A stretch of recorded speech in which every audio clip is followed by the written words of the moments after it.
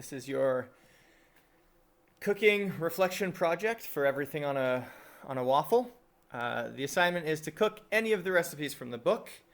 So you'll have to choose a recipe from the following slides, write a list of groceries for you and or your parents to purchase, and then cook the meal. Be sure to be safe and have parent supervision while cooking.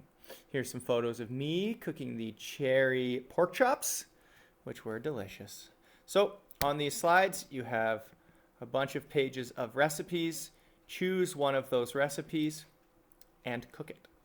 Once you have finished, you can upload either a video or a picture or a description, whatever you want, into our Drive folder. For example, I uploaded 4 photos that I had. And instead of calling it cooking pork chops, I should have called it, no, not remove, undo. I should have called it, rename, Mr. Locking pork chops. That way, we know who's who. Okay, that is the assignment. Find a recipe, cook it, be safe, share it with the rest of us. Have a great day.